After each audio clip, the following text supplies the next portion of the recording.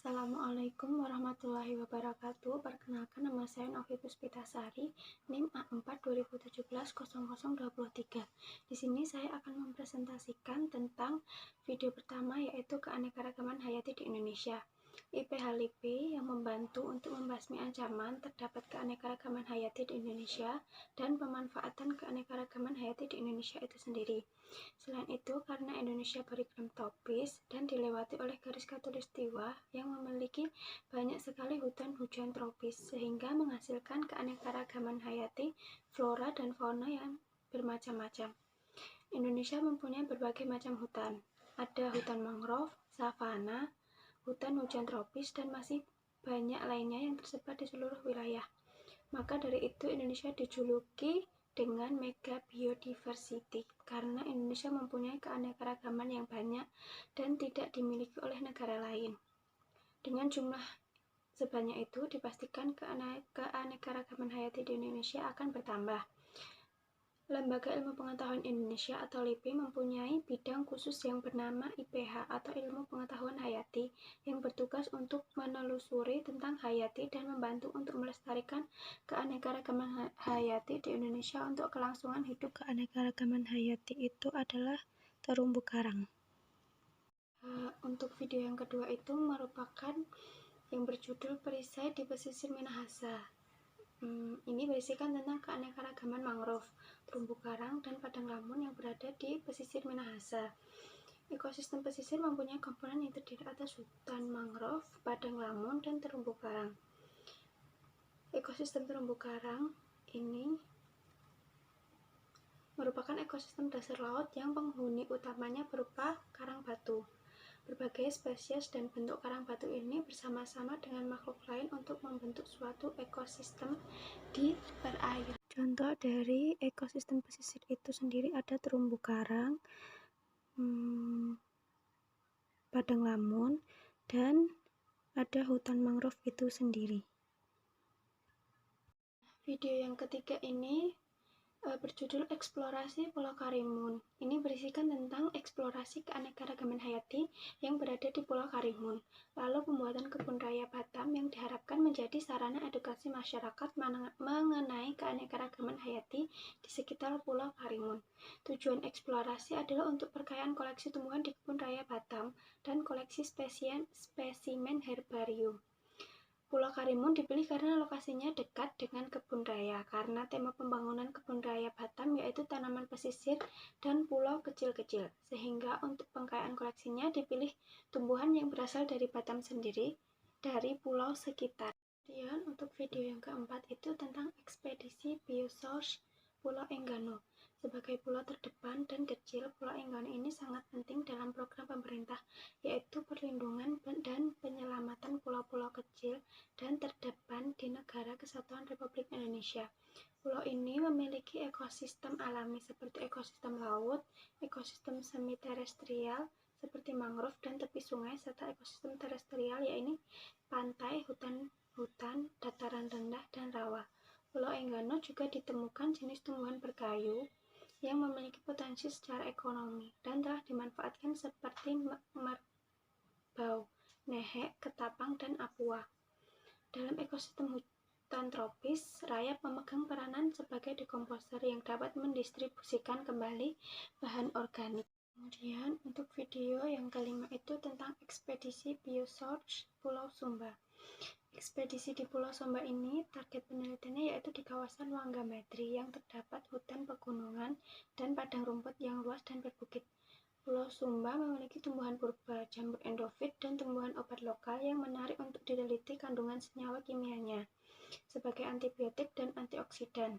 Selain mamalia, ada pun burung yang sangat jelas terlihat kekayaan jenis endemik, yaitu di kawasan Taman Nasional ini diantara Julang Sumba, kakak tua jambul jingga, gemak Sumba, punai Sumba, yang merupakan sebagian kecil satwa endemik yang berada di kawasan Taman Nasional.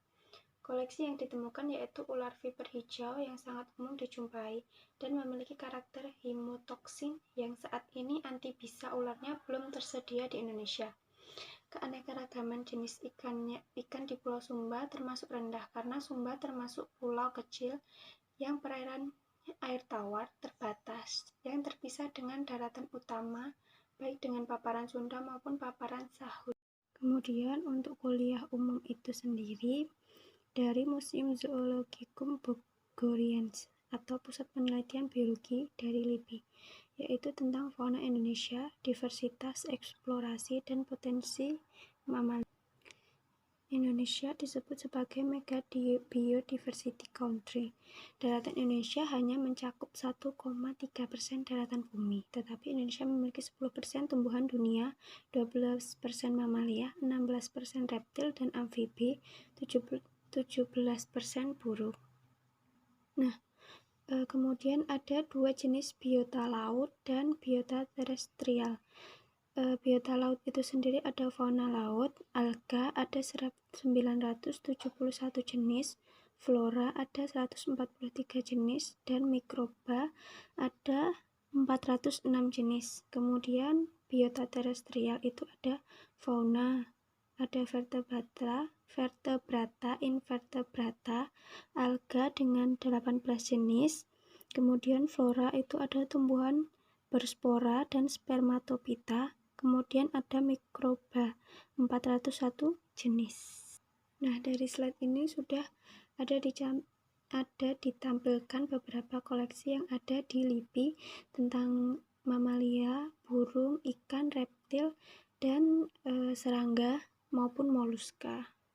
Mamalia itu sendiri merupakan hewan atau binatang bertulang belakang, memiliki ciri-ciri berdarah panas, memiliki rambut, sistem reproduksinya dengan melahirkan, memiliki kelenjar susu. Nah, klasifikasi mamalia itu ada lebih dari 4.400 jenis di dunia. Ada lebih 2.000 jenis yang berada di Asia. Kemudian untuk mengidentifikasi mamalia itu dapat dilihat dari menentukan kelompok atau suku yang termasuk di dalamnya, melihat morfologi dan pola warna tubuh. Kemudian ukuran tubuh dari setiap hewan juga sangat penting dalam penentuan jenisnya itu sendiri. Nah, pada mamalia itu yang dipreparasi itu ada koleksi kulit, koleksi basah, koleksi skeleton atau tulang, kemudian koleksi kering, itu diawetkan. Nah, kemudian untuk kuliah umum yang kedua itu ada pengelolaan lingkungan berbasis keanekaragaman hayati. Konsep koefisiensi teknologi yang berwawasan lingkungan dengan biomimikri. Nah, kerusakan lingkungan itu sendiri bisa terjadi karena kebakaran, tambang, freeport, pembalakan, pertanian, dan perburuan. Kemudian untuk kuliah tamu yang ketiga itu ada Herbarium Bogorians, bidang botani dari LIBI.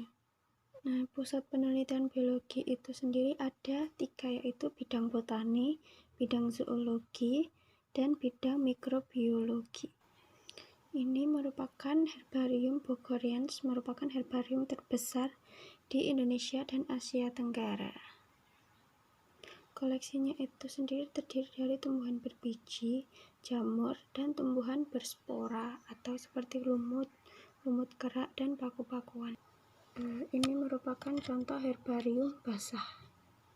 Untuk observasi sendiri, di daerah saya itu terdapat kumis kucing yang berfungsi sebagai obat tradisional. Kemudian tanaman ini saya temukan 50 meter dari jarak rumah saya. Saja yang dapat saya sampaikan, kurang dan lebihnya saya mohon maaf. Wabillahi taufiq wal hidayah. Wassalamualaikum warahmatullahi wabarakatuh.